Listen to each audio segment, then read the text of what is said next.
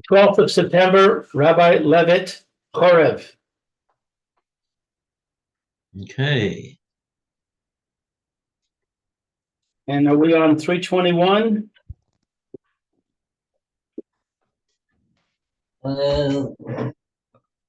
Let's take a look. We're in the middle of this really long paragraph. 447. One of those. He just wrote differently back then. Yeah?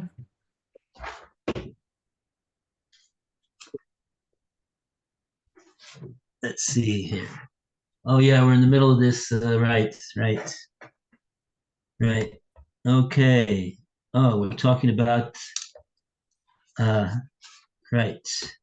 Kashrus of different types of foods or animals, everything. Okay.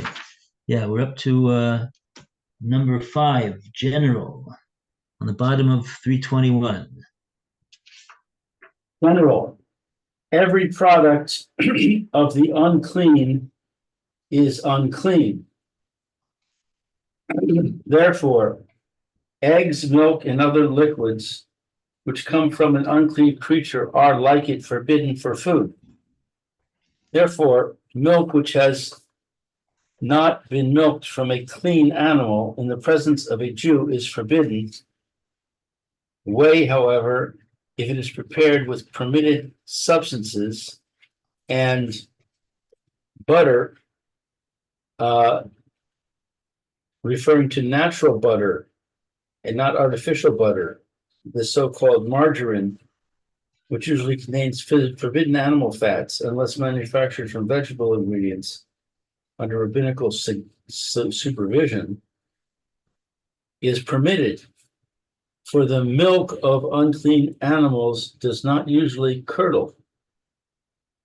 Wow. So I guess that means if it's butter, then you know it had to come from a kosher animal, because you can't make it from an unkosher animal. Yeah. Interesting. Never heard that before. Yeah, I remember in America we used to get butter that had no. People used to get butter that had no supervision. Right. Cheese prepared by a non-Jew without supervision is forbidden for other reasons. The honey of bees is allowed. It is an almost certain sign of an unclean egg. As a rule, if it has two equal tips, both pointed or both blunt, or if the yolk is outside and the white inside. Otherwise, it is doubtful and depends upon the declared opinion of an expert or of the seller. If he names the bird and we know it to be clean, we buy chicken's eggs and goose eggs without any further investigation, for they exist for us in far greater quantities than unclean ones. Concerning the spawn and milt of fishes, see Eurydeia.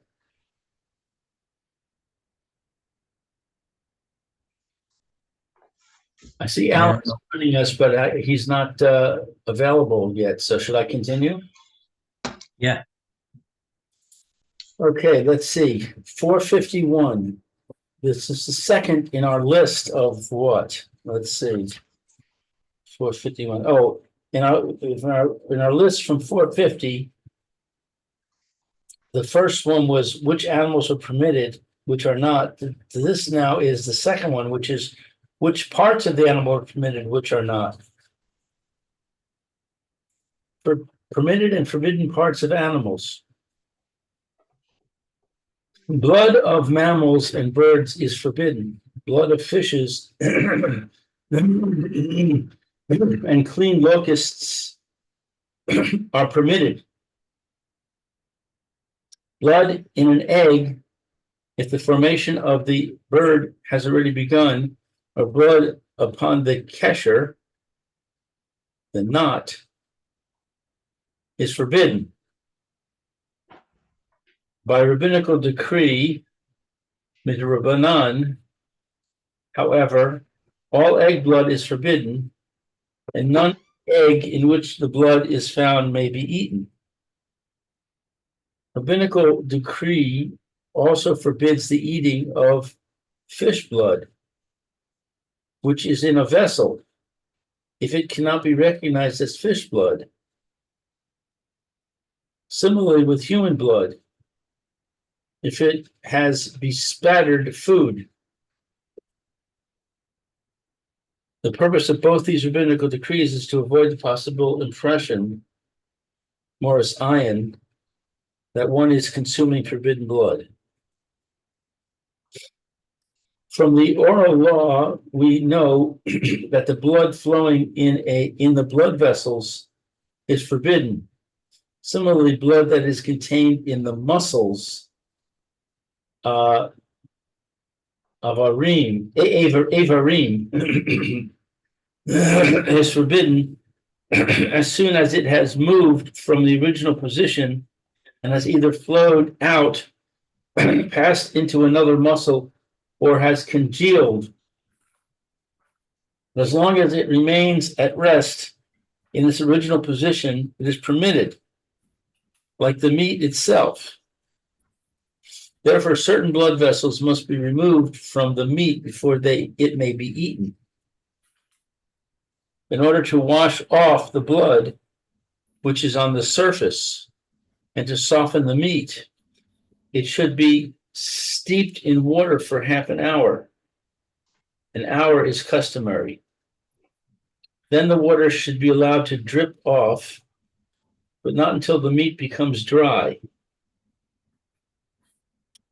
The muscle blood, etc., should then be drawn out by scattering salt generously over every part of the meat. This may be done only in a perforated vessel, which allows the liquid to drain off. And the meat should, as a rule, remain in the salt for an hour. In urgent cases, for at least 18 minutes. Then the salt, which has fully absorbed the blood, is shaken off and water is poured over the meat twice, or without shaking off 3 times. Meat that has lain 72 hours without water can no longer be salted. Mm. Learn all the necessary particulars in your Adea. For the head, claws, brain, and bone marrow, your Adea 71. For the heart and lung, your Adea 72. For liver, from which the blood is drawn by fire, whereby no paper may be placed underneath it, your Adea 73. Milt, your Adea 74. Intestines, such as stomach, guts, etc., your Adea 75. All right, looks like we got some people joining us. Good morning, Mayor. Good morning, Alan. Good morning. Okay, happy to have you here. These very interesting halachas over here. So we're on 323, top of the page, number 2, Chalev. I'd like to pass the torch. Okay, I'll take over. Caleb. You got the page. Chalev. Chalev is fat that lies openly upon the flesh and has a thin, easily removable skin. Is forbidden only in the case of the mammals and with these also only in the class of behemoth, cattle, but not with the chayat, wild forest animal, nor with birds, thus only in the case of ox, sheep, and goat. In order to distinguish the clean chayat from Bahama, besides those types of chayos which are mentioned in the Torah, the oral law gives signs through the horns. An example A many-branched set of horns, antlers, is a sign of a clean chaya. For non-branched horns, there are three signs. One, number one, formed together like onion peels. Two, round, not pressed flat. Three, many close poles running into one another. When these three signs exist together, then it is a chaya. But here also we lack experience and knowledge, as in the case of birds, we must rely upon tradition. The particulars concerning which parts of the behemoth are chalev and which parts contain chalev, also which have been drawn into the prohibited sphere, and everything concerning the removal of these parts from the meat which is to be eaten. Removal of the chalev portions has its difficulty, especially in the hind half, because of which this is not eaten at all in many countries, and all that thus remains with regard to the preparing. The technical term is the core or porging of the four quarters of the animal is to remove carefully a skin from most of the portions of fat and cut away some other pieces. The removal of every portion containing blood or chalev must be done before the salting, so that the prohibited substance should be not pickled. That's the end of number 2.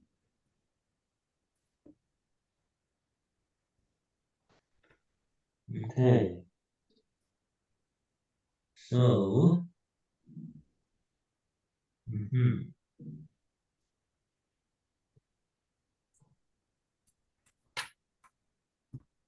chaya from behemoth, besides those types of chaya which are mentioned in the Torah, the Horeb gives signs for the horns.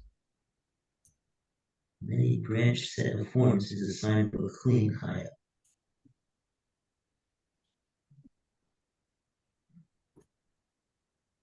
Okay. Very good. So yeah. We'll go to 452. And we go to Mayor to continue the reading. Please. Okay, these are conditions under which permitted animals are prohibited and the method of slaughtering animals that should serve as food. 1. Nevela and Treifa. According to the inherent meaning of the word nevela is the animal that has withered, the animal whose life, the personality, has fled away and which has now become game to the elements, to which it gives back that which it received for the purpose of life. Treifa is that which has been seized by another being for its food, and into whose organism something destructive has penetrated, either at birth or later in the development of the animal. Nevela is the animal which has already died without shechita, see below, okay, and treifa, the animal which is mortally wounded. Okay, so now I guess it's going into the details here. Nevela. Only animals of higher species are forbidden as nevela, namely mammals and birds, but not fish and clean locusts. All mammals and fowl, which are not slaughtered by shechita in accordance with the Sinaitic tradition, halacha Moshe Misinai, are nevela. Just as the animal that has already ceased to live without shechita is forbidden for human consumption, so also the animal whose entry into life is doubtful. Thus, in respect of every animal that has not yet reached the beginning, the night of its 8th day, there remains a doubt whether it is going to live or not, and is therefore forbidden for consumption and is asur. As soon as birds have sprung from the egg, they may be eaten, but before they have left the egg, they do not yet have the character of birds, but of sherets, and are forbidden. For a similar reason, also they are not eaten outside the egg as long as their pinions have not grown. I guess I got to get big. Okay, so let's see B. B says treifa. 8 types of mortal injury are Sinaitic traditions. Derusa, poisonous substance introduced into the body by an animal of prey, hacking with its claws. Nikuva, organ walls perforated. Hasra, complete organs or parts of them lacking. Oh, wow. Gitula, organs or parts of them having been removed. Karua, walls or covers of organs torn. Nefula, shattered by a fall. Pesuka, pipe split. And Shavura, fractures in bones. Well, that's interesting. Okay. And not only are actually perceptible disturbances of this type in the organism treifa, but also conditions that undoubtedly point or lead to their existence, such as, for example, swellings, boils, membranes, and hardenings.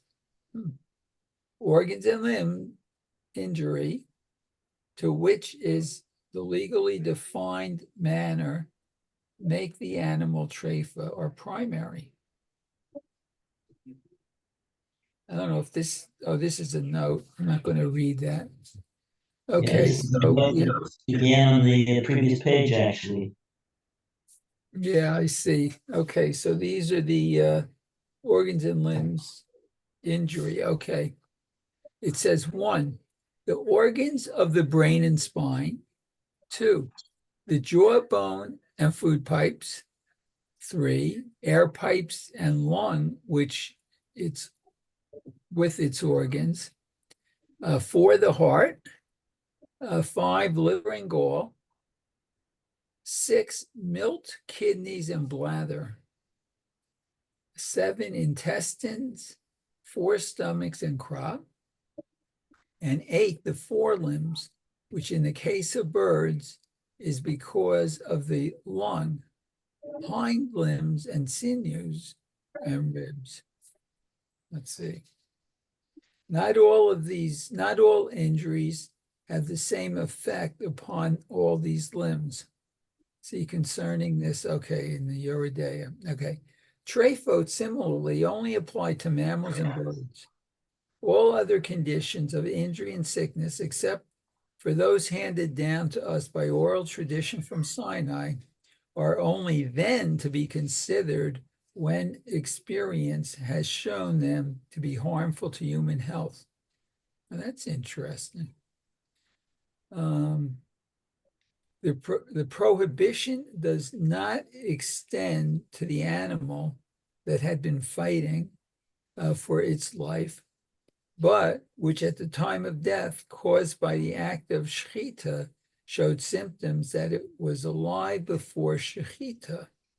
That's pirkum, jerking movements as symptom of vitality required at slaughtering.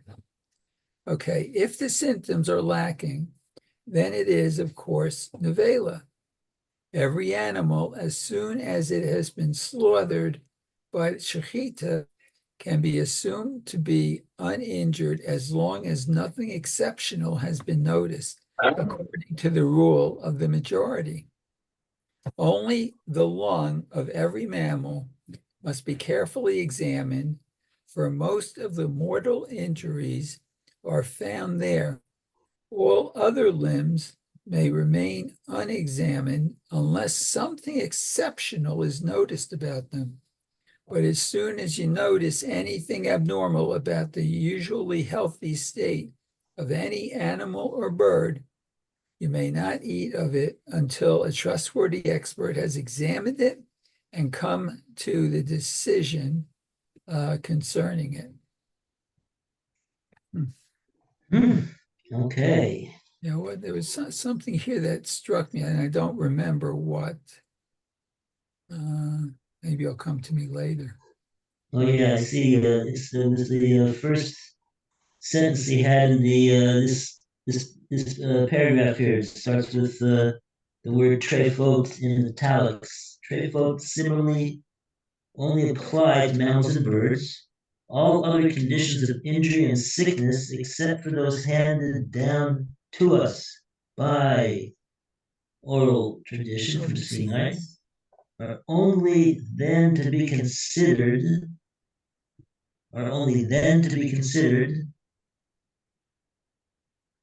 then meaning at the time of the injury or the sickness, when experience has shown them to be harmful to human health. Yeah, so it seems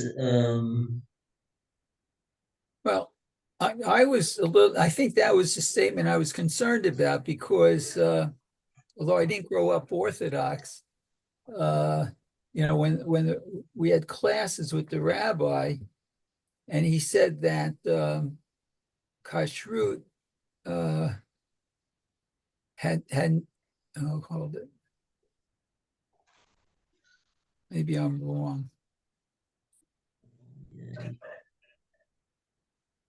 The eating of kosher had nothing to do. What did he say? Had nothing to do with physical health. You mean physical health? Yeah. Yeah, right. Like my grandma always used to say, you know, it's, you know, we get this kosher meat because it's healthy for us, and that's that was I think what he was trying to tell us, that that's not really why we keep kashrut, for health reasons. For our spiritual health. Well, for spiritual health, yes, but not physical health. It's also important. Yep.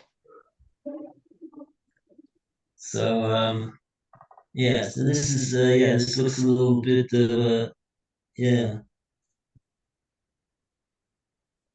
conditions of injury and sickness, except for those handed down to us by oral tradition from Sinai.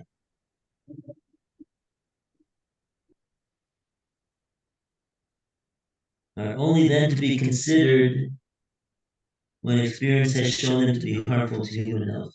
Okay. Yeah. All right. Yeah. Okay.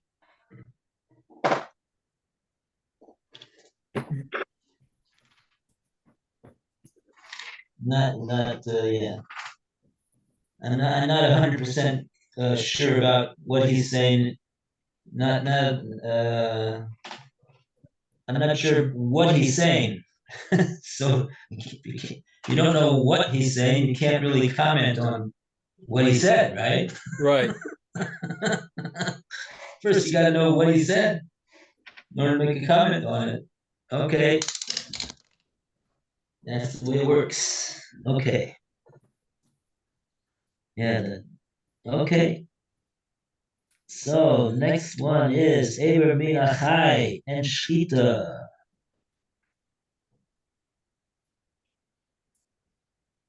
And we go back to Luke to start the second Madura, second round.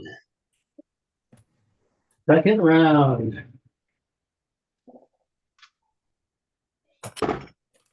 So up to where?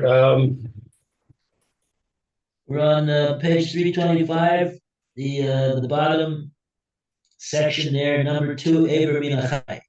Aver min hachai and shchita. Aver min hachai. No mammal or bird may be eaten before it has been slaughtered. Similarly, no parts which are taken from a living animal or bird may be eaten, even if they are still connected to the body but healing can no longer be expected.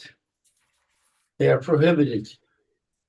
Therefore, no broken limb at all is eaten, and even if no treifa has already been caused to the rest of the animal. This prohibition does not apply to fish and locusts, yet one should also refrain from eating them before they have been killed, as this is repulsive to human decency. Shrita, divine commandment concerning the slaughter of the animal to which the Torah refers, has been preserved for us by the oral law. According to our sages, scriptural expression, kasher tzivuscha, and thou shalt slaughter in the manner I commanded thee. This is to a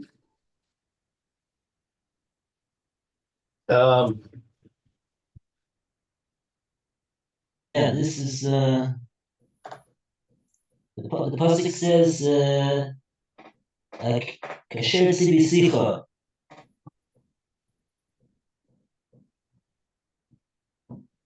In other words, do the shechita as I have commanded you. That's what it says in the Torah. right, referring to the oral law. So it's a very clear, all the lecturers that lecture to non-frum people and also to frum people, they point out this pasuk as a proof for the existence of an oral law, because otherwise the verse is very makes no sense. What do you mean? As I've commanded you. Where did you command me that? How am I supposed to understand what that's talking about? What's the how does it work? Because it doesn't say anything further about it than that. So it's like a clear, open reference to the Torah Sheba'al Peh. Right. The regulations refer to, one, those animals which require shechita; two, with what; three, how; four, by whom; five, when; six, and where one should slaughter.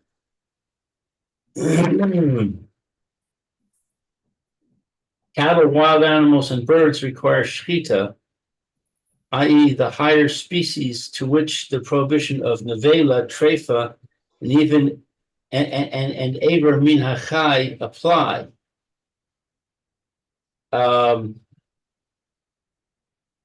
The instrument for shechita must, above all, not be fixed directly or indirectly to the ground. It must be sharp, smooth, and without breaks and splinters. For all further details, see your Juridea. Shita is considered completed by a horizontal cut in the case of cattle and wild animals across the air and food pipes. In the case of birds, across one of them. And the pipes must be cut through entirely, or at least more than half. There are 5 regulations which must thereby be especially noted as applying from the beginning to the end of shechita.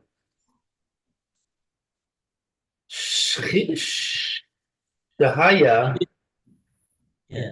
that the shechita be done without interruption. Darsa, that it should be cut not in a vertical line, but a horizontal direction, and not by pressure, but by cut. Chalda, that it be done with uncovered knife. Hagurma, within the limits of the position on the animal meant for shechita.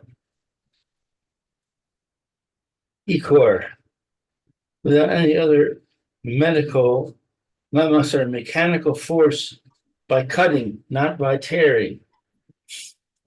These fundamental laws of Shechita may perhaps be taken together in the concept that the killing of the animal must occur entirely by the skillful action of human force, not with any additional cause. And the various laws of Nevela, Ever Min HaChai, and Shechita may perhaps be taken together in the sentence of those animals of the higher species which are permitted to you for food. You may eat none which belongs to a sphere outside the rule of man. Aver min achai, the limb of a living animal, still belongs to the world of the living organism. Animals to be declared as nevela and treifa. The animals which have died through inadequate shechita have an account of their illness or the medium that caused the death,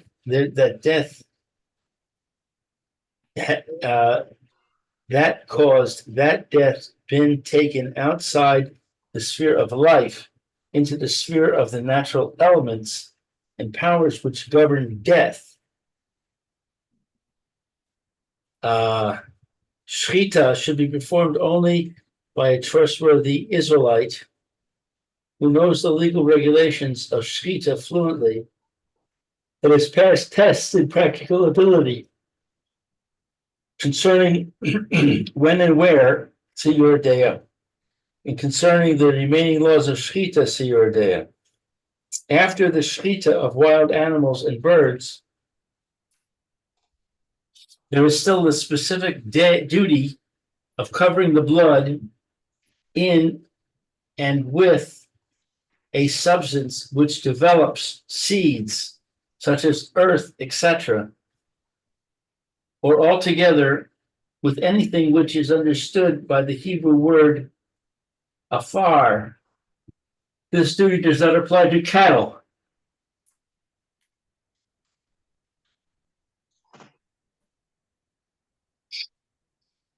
Right.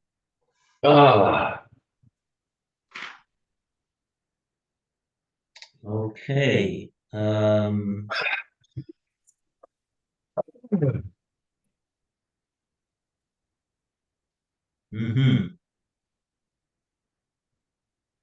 Right. Kisui Adam does not apply to cattle.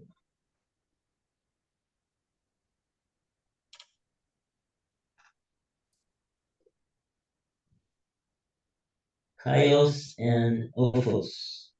Chayos or Ophos. Okay. Okay, so let's maybe go on to the next section. You can see that these laws are quite complicated and involved. And now we'll go on to something might be a little bit more familiar to us. And we go to Alan to continue the reading. Number 453, 5 and 6 prohibited food compounds. Milk, meat and milk. It's already been mentioned above that min haTorah, by biblical law, the combining by fire of meat and milk is forbidden, and Midraim, Mil or the Ram, by medical decree, by every other means. Cattle, meat, and milk, which have been combined by fire, is not only prohibited for food, but also for every other use. The biblical decree also draws the meat of wild animals and fowl into the scope of this prohibition. The prohibition, as far as food is concerned, also applies if the meat and milk are combined without fire, such as by pickling, soaking, mincing, etc. Such a mixture is, however, permitted for any other use in food. Rabbinical decree also forbids the eating of milk and of meat and milk in proximity. Therefore, also the laying down the meat and the milk dishes upon one table for the meals of various persons, without any differentiating sign, also eating them one after the other. Rabbinical decree further enjoins that meat foods and meat utensils should be kept well apart from those of milk. Meat after milk is allowed as soon as hand and mouth have been cleansed. Milk after meat only after Bikra Hamazon or concluding bracha, and after the considerable time has elapsed, one is advised to wait 6 hours. Details of the mixture relationships in which the mixing of meat and milk becomes forbidden by what degree of heat, by heat or sharpness, relationship of the milk and meat utensils. The effects of contact between permitted and forbidden substances, mixture with permutation wet, permeation wet, and without permission dry,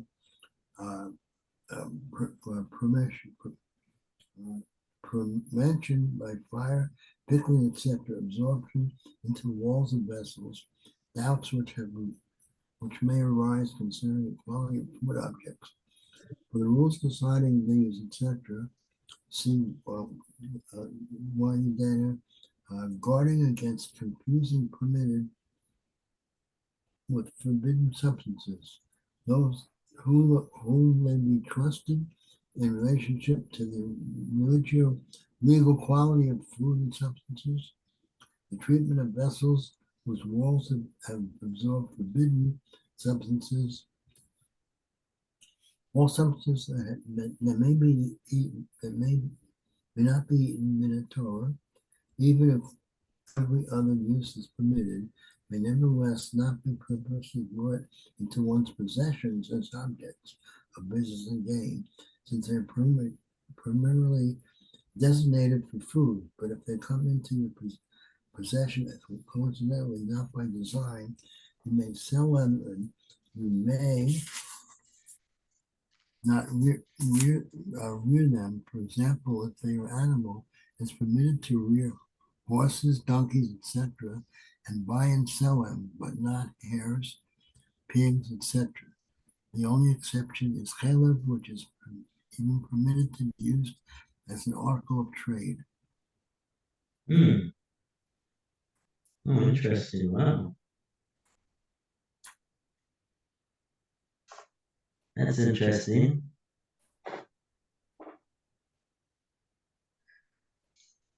So one's allowed to rear and buy and sell horses and donkeys, even though they're not a kosher animal. But the same cannot be said for hares and pigs. Those may not be raised, reared, bought, and sold. Not allowed. But chalev, which actually is the prohibition of eating chalev, is even more severe than any of those other prohibitions for those animals that are not kosher. It's even permitted to be used as an article of trade. Guess that means to buy and sell it.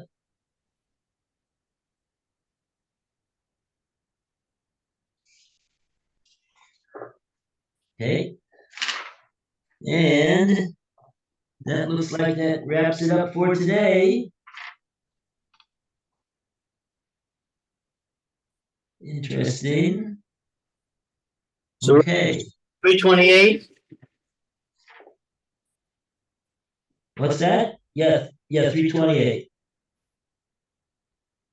Yeah, we got up to 454. It's a very long paragraph. I don't have time for it.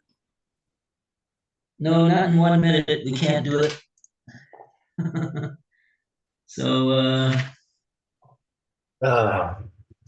All right, see you in a few minutes. okay, all the best.